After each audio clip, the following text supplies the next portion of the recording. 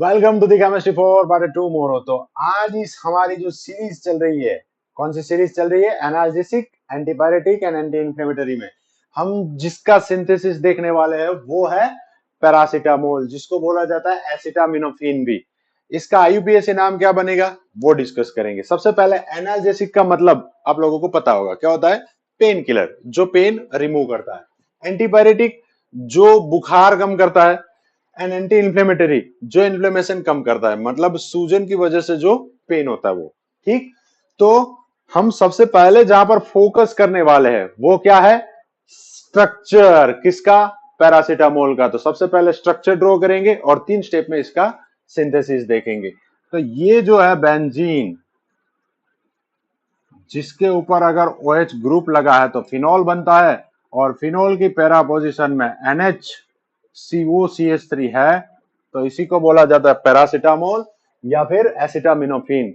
इसका आईयूपीएसी नाम अगर देखना है तो ये अपना जो है मेन फंक्शनल ग्रुप है, जो कि है अमाइड। ठीक है, अमाइड में इस नाइट्रोजन के साथ अगर सिर्फ बेंजीन रिंग लगा होता तो मैं बोल देता हूं एन फिनाइल, लेकिन ये सब्सटीट्यूटेड ग्रुप है, कॉम्प्लेक्स सब्सटीट्यूएंट है। ठीक, तो कॉम्प्लेक्स सब्सटीट्यूएंट का नोमेनक्लेचर करते हैं तब ब्रैकेट में लिखा जाता है पूरा कॉम्प्लेक्स सब्सटीट्यूएंट का नाम, तो इसका नाम जो है हम ब्रैकेट में लिखेंगे। दूसरा, ये मेन चेन में जिसके साथ अटैच है उस कार्बन को नंबर 1 दिया जाता है, पास में 2, 3 एंड 4। तो ब्रैकेट में मैं क्या लिखने वाला हूं? 4 हाइड्रोक्सी फिनाइल।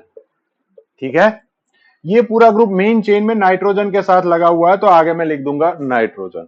और ये 2 कार्बन वाला एमाइड है, जिसको बोला जाता है आईयूपीएसी में ईथ एन एमाइड, या फिर कॉमन नाम लिखना हो इसका भी तो आप लिख सकते हो एसिटेमाइड। क्लियर? तो ये नाम से भी हम पैरासीटामोल को जानते हैं। 3 स्टेप में हम पैरासीटामोल बनाने वाले। शुरू करते हैं फिनॉल से। कहां से? फिनॉल से। तो ये मेरे पास है फिनॉल। अगर आप चाहो तो बेंजीन से भी शुरू कर सकते हो। बेंजीन में से आप फिनॉल बनाने के लिए आपके पास प्रोसेस है, डाव प्रोसेस है, जो क्लोरोबेंजीन में से बनाया जाता है। फिर क्यूमीन प्रोसेस है, जिसमें पहले आपको क्यूमीन बनाना होगा, जो हमने पिछले लेक्चर में डिस्कस किया था। तो ये फिनॉल जो है उसका मैं कौन सा रिएक्शन करूंगा? पहले तो मुझे पैरा प्रोडक्ट चाहिए, क्योंकि पैरा में ग्रुप लगाया हुआ है। तो मैं पैरा में पहले नाइट्रो ग्रुप लगाने जा रहा हूं। कौन सा ग्रुप? नाइट्रो। और नाइट्रो ग्रुप लगाने के लिए हमें क्या करना पड़ेगा? नाइट्रेशन। क्या करना होगा? नाइट्रेशन। नाइट्रेशन किया जाता है HNO3 से। ठीक है, आपको पता होगा कि नाइट्रेशन में H2O रिमूव होता है। चलो, H2O रिमूव कर दिया हमने। ये जो नाइट्रो बना, इसका मुझे रिडक्शन करना होगा। क्या करना होगा? रिडक्शन किससे किया जाएगा? रानी निकल से। किससे? रानी निकल। ये तो कैटलिस्ट है, एक्चुअल में यहां पर होता है हाइड्रोजन के साथ रिएक्शन, तो हम इसको हाइड्रोजनेशन भी बोल सकते हैं। तो इसका नाइट्रो का क्या होगा? रिडक्शन होगा। क्या बनेगा? NH2। ये बन गया पैरा एमिनोफिनॉल। ठीक, पैरा एमिनोफिनॉल में से मैं क्या करूंगा तो ये बनेगा। तो सिंपल सा एसिटाइलेशन रिएक्शन करना है, जो हमने एस्पिरिन में किया था। ठीक, एसिटाइलेशन किससे किया जाएगा?